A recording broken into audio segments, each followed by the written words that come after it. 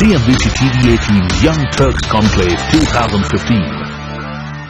Under Arun Sarin's leadership, Vodafone grew to become a global brand with over 300 million customers, produced record revenues and profits, and had a market capitalization of $150 billion. Take a look at his journey. The CEO of Vodafone Group PLC from 2003 to 2008. The driving force behind Vodafone's strategic move into emerging markets like India, Turkey and Africa. A global business leader who expanded Vodafone's product line to include data, internet and broadband services.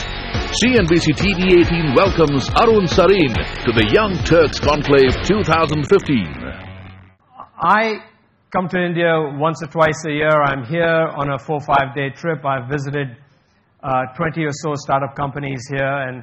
And I think the thing that stands out to me on this trip is that this notion that smartphones, 50 million smartphones today with sort of 3G or any kind of data connection, this number is going to grow to say 500 million at the pace of roughly 100 million a year. This journey has begun. And because there will be 500 million smartphones in India, which is almost half the population of the country in a few years, this is fundamentally going to change the way people work, live, play. Just their daily lives are going to change.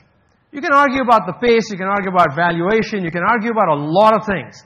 But I think this journey has begun.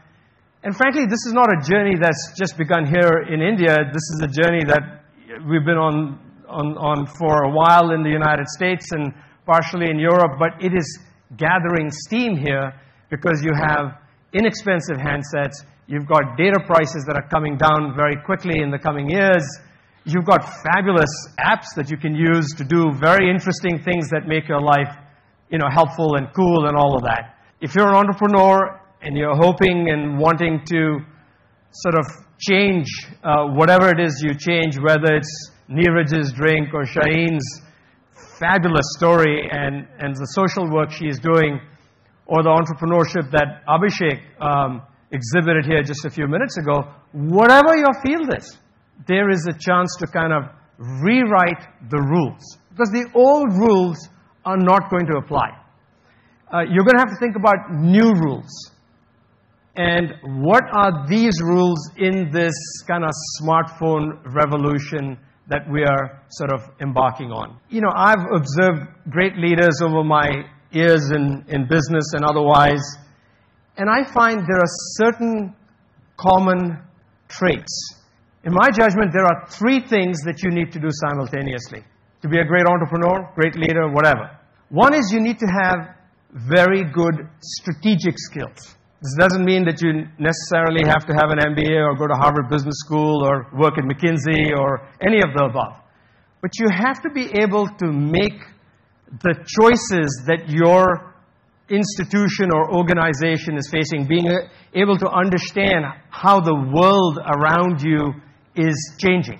The second thing is you have to have really good operational skills. It's not good enough to just be able to think about an idea. You have to be able to execute. You have to be able to get down into the brass tacks and look at your business and deliver whatever the key metrics that you have to deliver in your business, because otherwise you're flying too high. And the third thing is you have to have very good human skills. A lot of people either take this for granted or don't think enough about it. And my own view is, at the core, you have to be a pretty good human being, having the ability to sort of motivate your employees in a vision and values and goal sense of the word are absolutely essential. My final point today to you before I'll take questions is,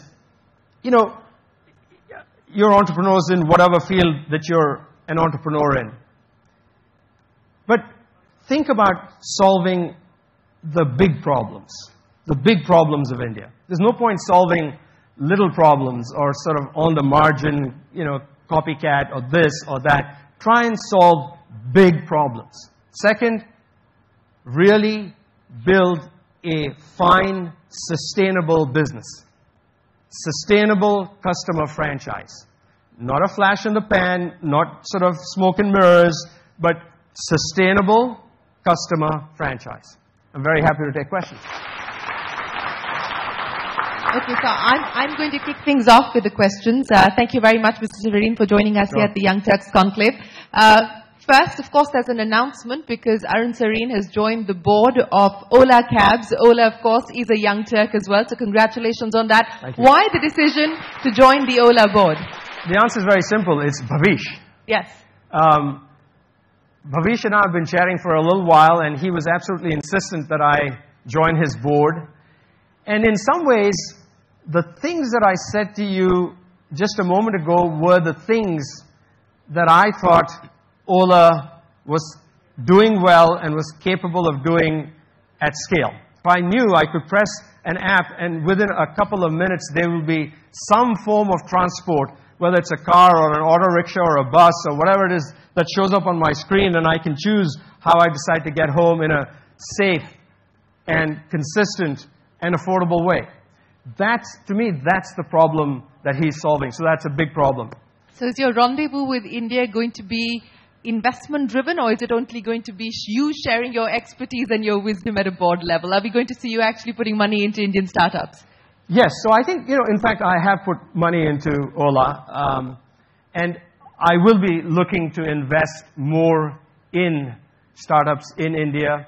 So any specific sectors that you're looking at? Maybe that could be a hint to all these young entrepreneurs here. I don't have any specific thoughts at this stage, but I'll just go back to the point I made earlier, which is solve a big problem, create a great customer franchise, be a good human being, and you'll find plenty of people wanting to invest in your company. At this point in time, we're still awaiting the government regulation on whether or not OTTs like WhatsApp, etc., will be licensed in India. I know the telecom industry in India says that at least when it comes to voice services, OTTs should have the same licensing arrangement. Do you believe that it's fair to license services like WhatsApp in India? The specifics of a net neutrality debate are very country-specific in terms of just the overall regulation that they have.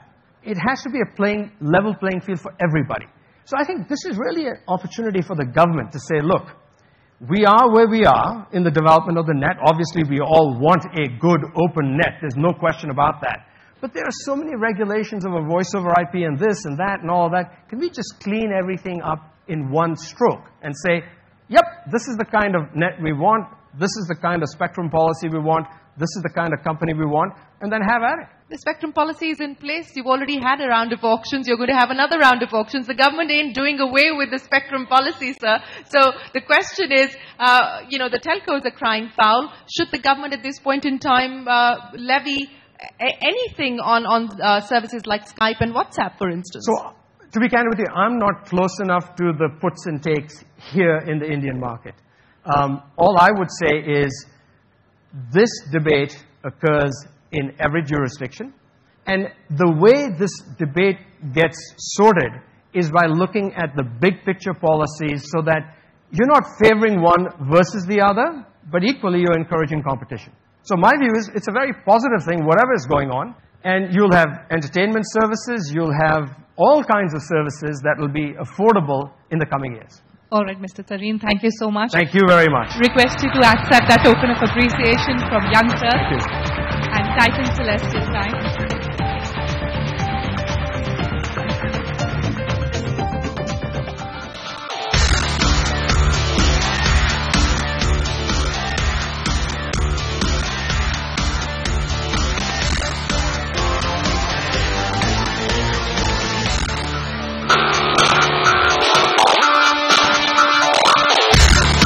CNBC TV 18's Young Turks Conclave 2015.